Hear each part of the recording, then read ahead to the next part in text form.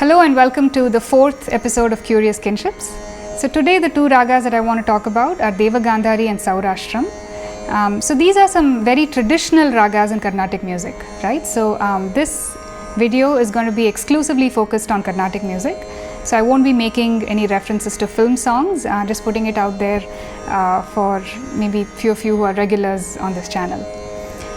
So Devagandhari is commonly seen as an ally of Arabi, right, and Sourashtram of Chakravagam.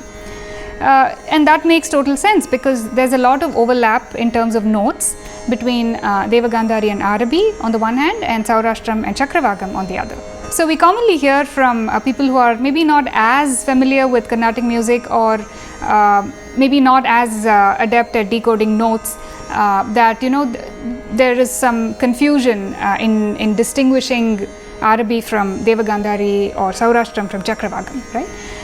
So as I said, that makes complete sense because notes wise they are quite similar. But Devagandhari and Sourashtram, that sounds curious, right? At least to me it was until recently. So if you like me hadn't made this connection, I think you'll find this video quite interesting. So I was made aware of this link by my musical accomplice and husband Amudan. So let's look at Devagandhari first. So I'll just sing a few lines from some popular compositions.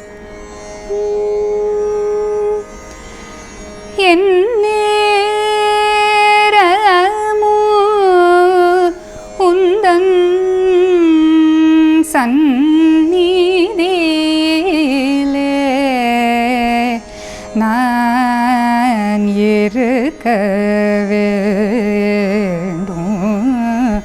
ஐயா Ponnaiya.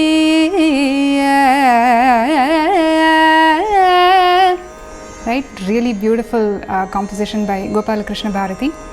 And then there is Sharade Veena Visharade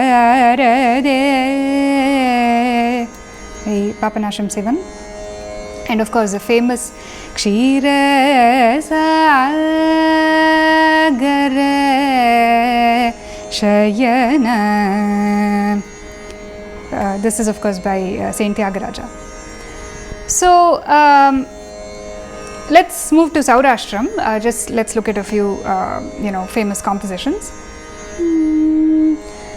Surya Murte Namostute Sundara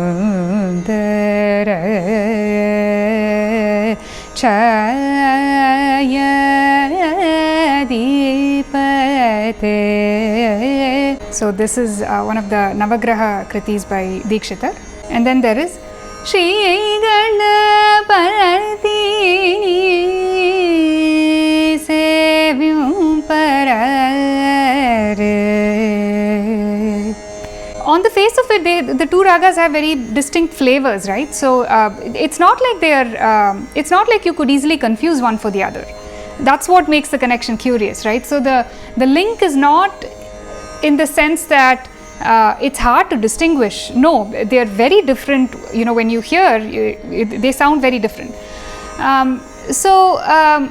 Now Devagandhari, technically the Aronam Avaronam, if you look at any source, it's supposed to be the same as Arabi. It's identical to Arabi. Sarima pada sa ni da pa ma ga ri sa. Right, so that is Arabi. But if you actually look at Devagandhari, the way it goes, I think this Aronam Avaronam does disservice to it. I don't think it accurately captures Devagandhari. So Devagandhari is more like, it's one of those ragas where it's hard to, pin it down to a scale, an Aronam Avaronam. But if we were to give a slightly more accurate Aronam Avaronam of Devagandhari, it would be something like Sari ma pa ma da sa sa ni da pa ma ga re sari sa.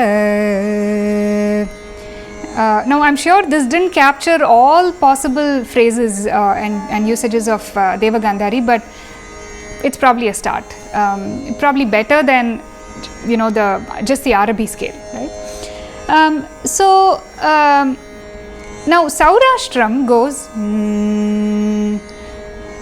Sari ga ma pa ma da ni sa sa ni da ni da pa ma ga re sa. Right, so immediately what jumps out at you at the level of notes is that Sourashtram has a lower Rishabham, and of course Devagandhari has a higher Rishabham. So that is like the starkest difference between the two, and also one of the reasons why you will never confuse one for the other.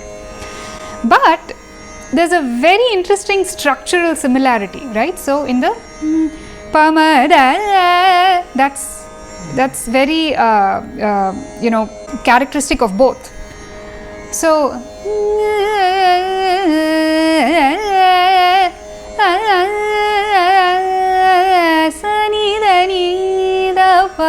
that is another one, right?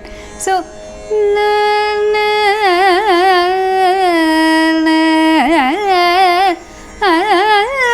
it becomes Devagandhari because I just sang the higher Rishabham.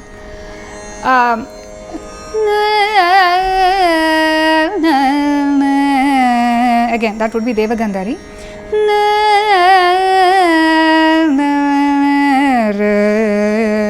So that would be Sourashtra. But that phrase, which is so typical of both, that pamada and sanida pa. So these are some, I think, some very important similarities, right, between these two ragas. Now, of course, in hindsight, now that I've been exposed or been made aware of this similarity, it seems obvious. So maybe, I'm sure maybe, senior practicing Carnatic musicians have already noticed this. It's not going to be a revelation. But that's the beauty of such connections, right? It sounds amazing, like it's like a eureka moment when you realize it first. And then once you know it, it sounds obvious. Anyway, so roughly speaking, then we can think of, again, I can't emphasize this enough, roughly speaking, we can think of Devagandhari as the higher Rishabham equivalent of Sourashtram.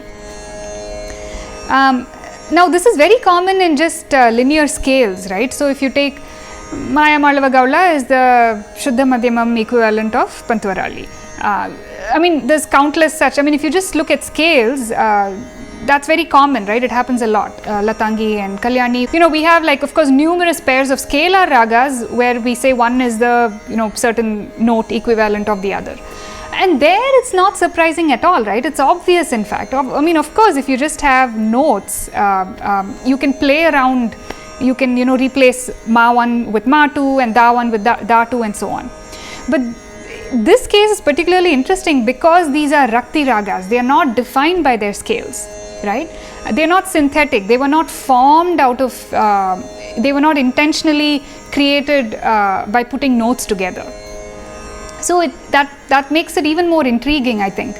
How come that, there exist two such ragas where this very non-obvious zigzag kind of Rakti pattern just so happens to be common between two ragas, and I find that very fascinating.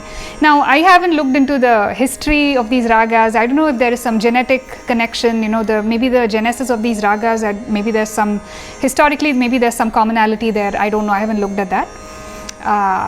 But yeah, so I thought this was really fascinating and worth sharing.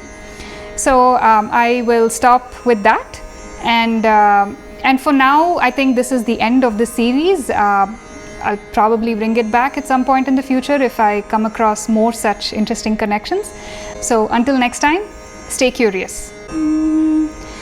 Pavamana sutudu batu padara vildamulaku ninama rupamulaku nitya jaya mangalam.